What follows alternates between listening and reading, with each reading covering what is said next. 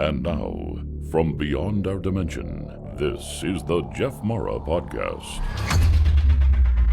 Here's Jeff. My guest is Louise Hamlin, who learned that consciousness survives death by receiving messages from her husband on the other side.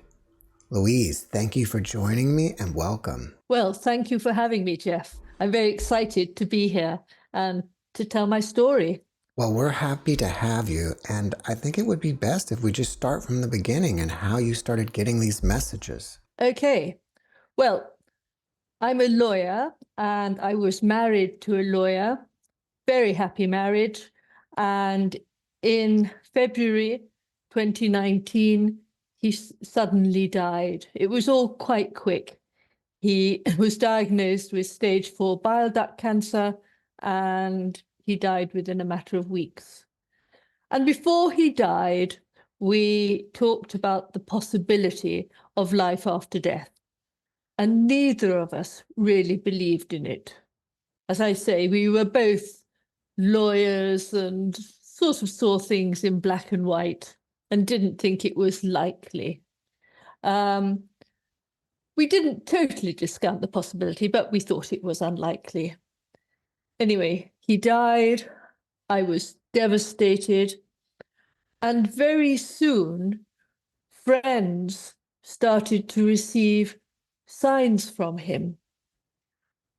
We had a particular friend who was psychic, and just about 5 days after Patrick, my husband, died, she sent me a WhatsApp, which is a messaging app that we all use in England. I don't think it's quite so widespread in the States, but it's very, very common in England. And this WhatsApp sent me a photograph of a tall, thin flame from her neighbour's garden. And she said, Louise, and I don't know if I ought to tell you this or not, but I was thinking about Patrick this morning and I asked him to send me a sign to say he was okay. And I asked him to send me a flame.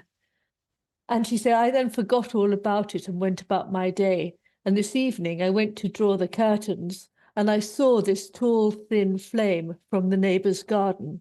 I ran and photographed it. Here's a photograph. And then it died down. And it was a very unusual flame. I've no idea what it was, but I'm sure it was Patrick sending a sign. And I read this and thought, oh, yeah, a coincidence, yeah. I went to see a medium because, I wanted to believe that he was still around, even though I didn't. And I went to see a medium and I didn't get anywhere with this medium. She sort of ended up being quite shirty with me because I kept on saying, no, that doesn't make any sense at all. No, that doesn't sound like Patrick. So it was very unsatisfactory. Very luckily, I didn't give up on mediumship.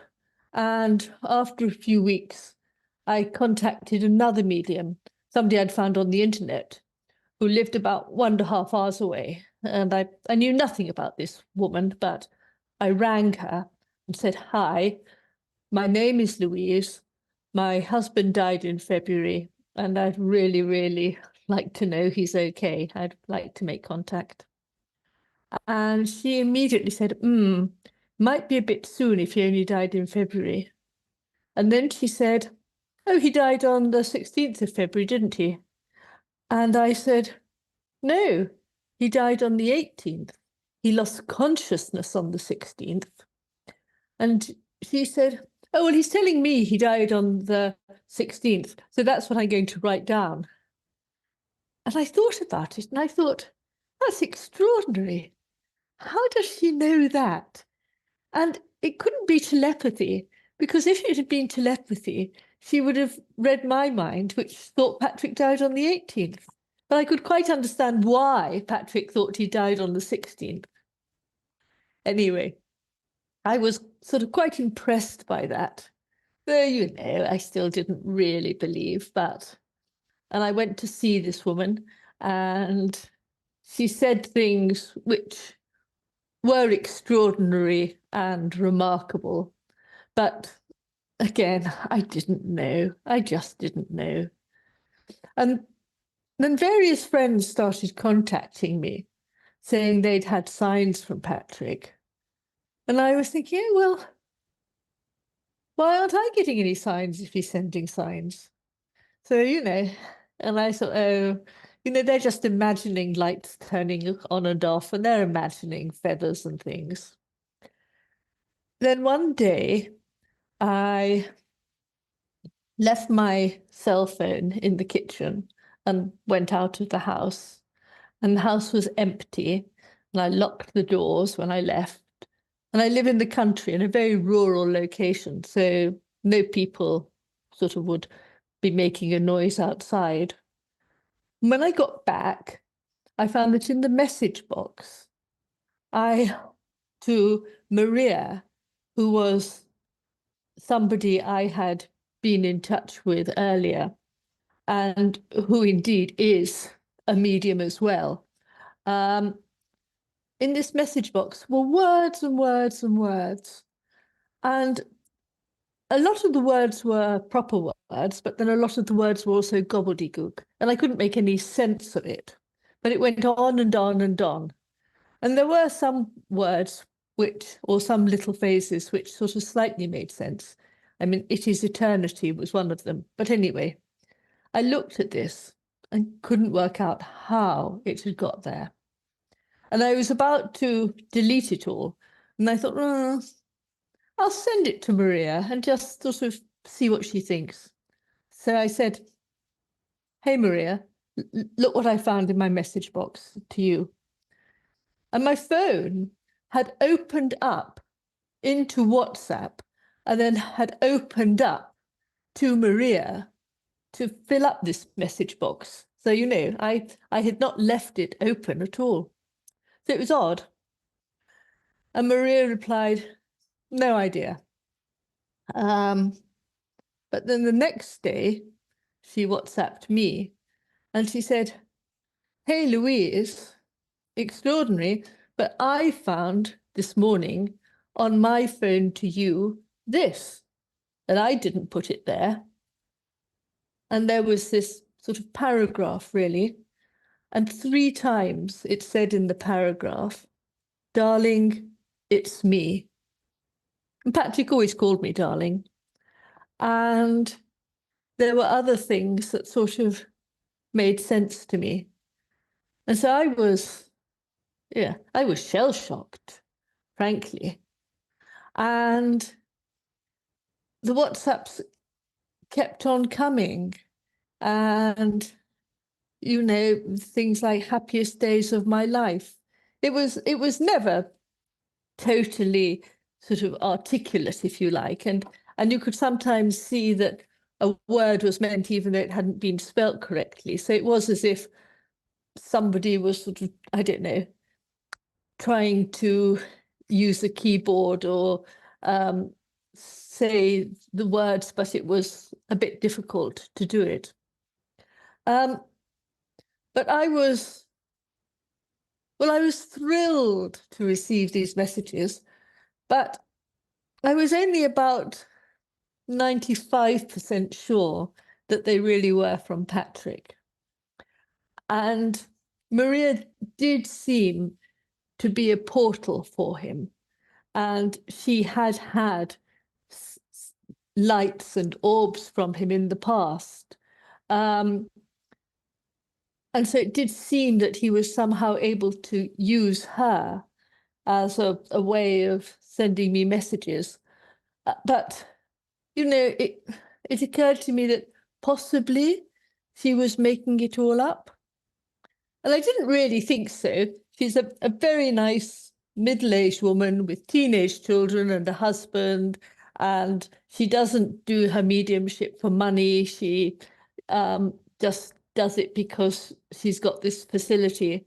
And so she doesn't even really advertise it. She sort of just does it for friends and things. So I couldn't see any reason why she would have made it up and pretended. But of course, that was a possibility. And then one day I was out walking my dog on a common in London, Tooting Common, if you know London. And my cell phone was in my pocket, in my jacket. And it was August. So just a few months after Patrick had died. And I went back to my son's house where I was staying, pulled the phone out of my pocket, and it informed me that I had created, at 11:06, 2 WhatsApp groups, one consisting of Patrick and me, one consisting of Patrick, his daughter, and me. And one was called Hamlin's, and one was called Hamlin Family. And I knew that I had not done this. I knew that at 11:06, I'd been walking on the common with my dog. I also knew that I didn't actually know how to create a WhatsApp group. You know, there was no way this could have happened by accident. And I stared at the phone and I thought, my God, it must really be Patrick. There was no other explanation for it. And he, I thought, was sort of sending a message direct to my phone saying, hey, it's me. And I think he'd included his daughter in the second WhatsApp group because it was her birthday that day. And I think he was sending her a birthday present saying, hey, you know, I'm still alive in spirit. I was gobsmacked. I was absolutely, I don't know, knocked for six. And delighted, I must say. I mean, I really thought then, his spirit has survived. And my son, who's a lawyer as well, he spent a long time trying to work out if somebody could have hacked my phone or, you know, there was a non-spiritual explanation. And my son is a very bright lawyer, and he put an awful lot of effort into trying to see if it could have happened in some other way. And in the end, he admitted defeat and he said, do you know what, Mum? It must have been Patrick. And that was a huge, huge consolation to me. And the WhatsApps continued. There were more groups. And I started getting lots of different signs as well. One sign I got, which I think was really extraordinary, was I was playing bridge, a card game, with 3 friends. And we were, I don't know if you know how to play bridge or not. You have 2 packs of cards and you play alternatively with one pack and then the other. So we played the first hand with the red cards, and then we played with the blue cards, and then we got to the red cards again. And my friend dealt the cards, and she was 1 short. So we sort of counted our cards to see who'd been dealt an extra card, and nobody had.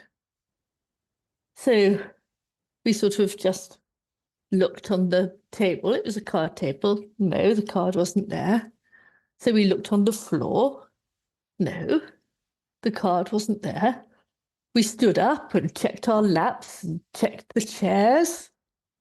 No, the card wasn't there. And then another friend who was playing said, well, let's see what the card is, the one that's missing. I bet it's a heart. I expect it's Patrick, because she knew all about the signs I'd been getting. So we looked to see what the card was, and it was the 9 of hearts. And so my friend said to me, well, is it Patrick? Does the 9 of hearts mean anything to you? And I said, well, no. I mean, if it had been the Queen of Hearts or the Ace of Hearts, yeah, but it wasn't. The 9 seemed like a totally random number. Anyway, we searched and we could not find that card. And in the end, we had to go and get a new pack. And we knew that the card had been there before because we had played a previous hand with it and the pack had been complete. So somehow that 9 of hearts had disappeared from the bridge table while we were around it.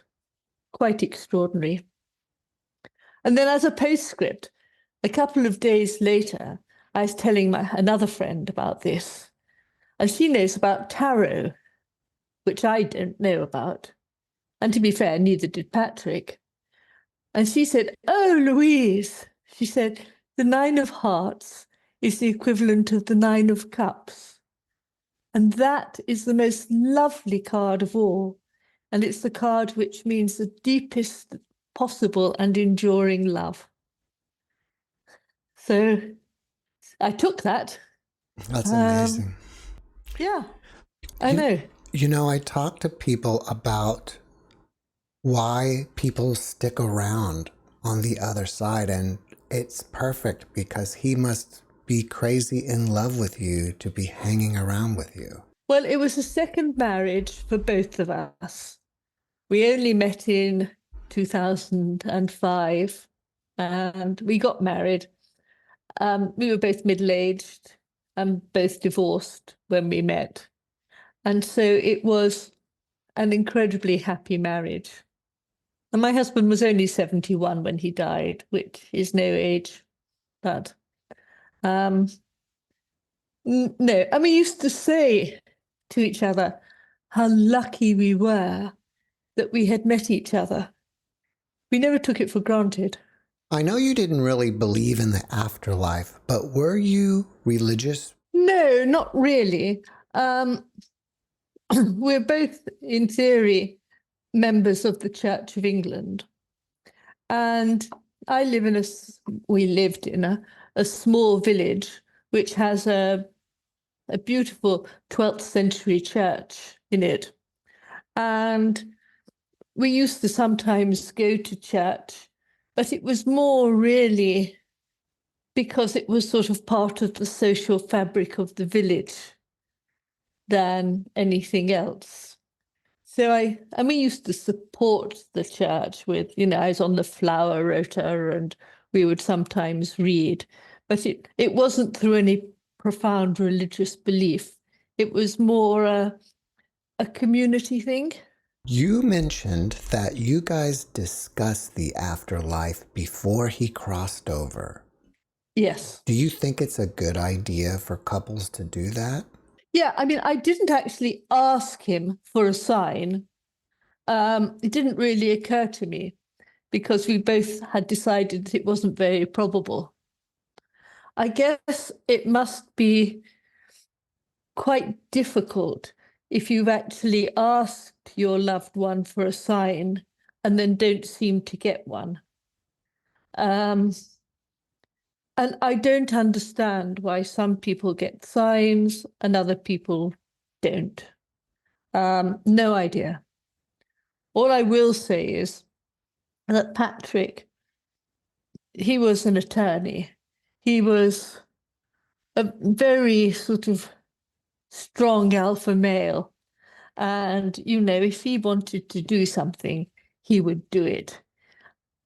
And I interpret it all as he wanted to let me know that his spirit has survived and that he loved me. Well, I've done many near-death experience interviews, and many people talk about how it's so amazing over there. You feel so much love. And most people don't even really care about their previous life anymore. So again, that makes me feel that he loved you tremendously because you were still on his mind on the other side, and he wanted to come back and let you know that he's okay and still connect with you. Yeah, I think that's right. We did love each other very much. And he would have realized that I was absolutely devastated by his death. And the consolation that I felt and feel, knowing that his spirit has survived, is wonderful. I think also a great piece of information that you and Maria provided is that your husband probably did leave his body on the 16th. And even though his body didn't physically die, he left the body and was, he was done at that point. Well, it could well be, Jeff. I mean, it made perfect sense to me that he thought he had died on the 16th. And I must say that 48 hours between his losing consciousness and dying was terrible. He was lying on our bed and gasping for breath. And I was saying to him, darling, let go, let go. But, there was something in him that didn't let go. Yeah, I think possibly the body itself doesn't want to die. Yeah. Even though consciously he had left the body. Yeah, I think that must be right. And, he was always a very strong and physically able person. The cancer came out of nowhere.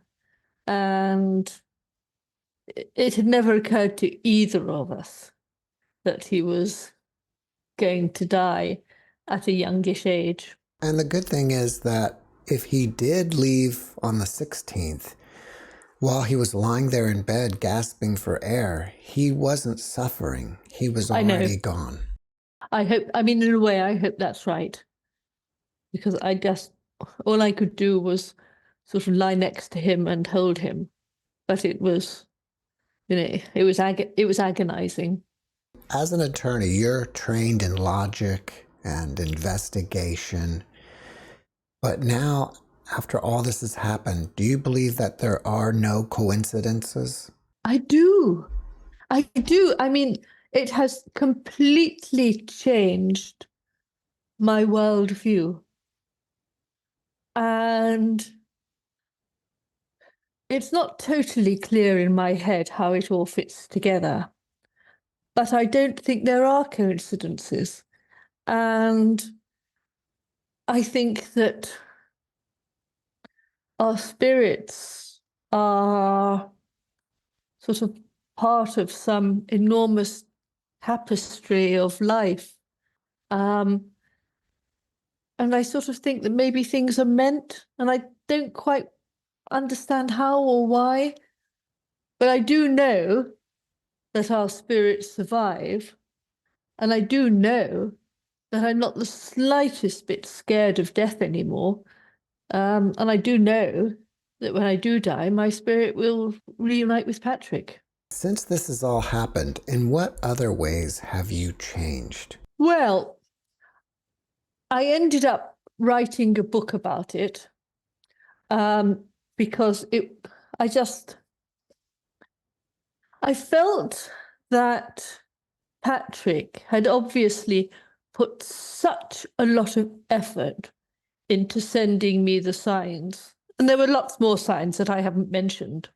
I've just, talked about the very dramatic ones. And I felt that it was incumbent upon me to spread the word. He was letting me know that his spirit had survived. And I thought, I need to tell the world this. And what I found, because being bereaved, I ended up talking to a lot of other bereaved people. And I found that a lot of people had had signs, but didn't talk about them, didn't tell anybody about them, because they didn't want to appear crazy. And so I thought, I'm going to write this book because I want to validate the experience of others who sort of have had signs and have been scared to mention them. So many people said to me and have said to me and continue to say to me, oh, I read your book and actually, I've had signs and I never told anybody. I never dared to tell anybody. But reading your book makes me realize that, yeah, I really, really did have signs. And I think that's lovely. Did you put pictures of those WhatsApp app texts in the book? Well, I put the full, I didn't put photographs of them or screenshots, but I put all the words. Oh, okay. So yeah. So they are reproduced verbatim. What about like the picture of the flame? No, they didn't feel that the quality of the photograph was good enough, which is a pity because I think it should have gone in. But if anybody's interested, I can send it to them. If you had a friend that recently lost a loved one to the other side, what kind of advice would you give? Well, that's a very interesting question. And in fact, I have written quite a lot about what helped me in bereavement and what didn't help me. And so my book is meant to be a help to people in bereavement. I read a lot of books about bereavement, and they all seemed to be written by so-called experts, and they were all sort of telling you what you should do or whatever, but it was from the outside in. The books weren't written by people who had themselves been bereaved. And I wanted to write a book about my personal experience because that was the book I would have liked to have read. And I found that meditation helped, that being out in nature helped, that not pushing myself to do anything, but just letting myself be helped. And most importantly of all, living in the moment. And I couldn't look back because that was too upsetting. I couldn't look forward because that was too horrific to contemplate. I mean, life without Patrick just seemed impossibly awful and lonely and horrendous. So what I did was I just really concentrated on the moment. And in the morning when I would wake up, I would think something like, okay, this morning I will go for a walk. And I wouldn't think about anything but this morning I will go for a walk. I didn't think about the afternoon or the evening. I just concentrated on thinking about the morning and so on and so on. And living in the moment was the most helpful way for me to get through the months and years. I mean, it's 4 years, nearly 5 years now since Patrick died. And, I'd like to tell the bereaved people out there that I am now happy in my life. It's not the life I expected or wanted or anticipated, but it's a different life, but I am happy in it. After he died, I never thought I'd be happy again. And it does take a lot of time. I reckon that for 2 years, you just carry that loss around with you the whole time. And then slowly, the sharp edges are sort of softened. And so, I mean, Patrick living and then Patrick dead is a huge part of me and a huge part of who I am. But it's no longer painful. It's just part of who I am. Are you still getting messages from him today? Not very often, but occasionally. And the friend who received the flame, she's a bit psychic, as I think I said. And whenever I see her, she always says, oh, Patrick's with you. Patrick's there. Patrick's standing by your left shoulder and things like that. And she says, oh, he's wearing a Panama hat or things like that. And that's lovely. That's really lovely. Oh, tell you what, Jeff, can I just say something else? Sure, of course. One of the things I found really difficult after Patrick died was when I met people, they would say, how are you? And I never knew how to reply because I knew they wanted me to say, oh, I'm fine, so that they could, carry on with a normal conversation. And I didn't want to say I was fine because I wasn't. And it would have been a total lie to say I was fine. And also, I felt it would be disrespectful to Patrick, this appalling loss I had suffered.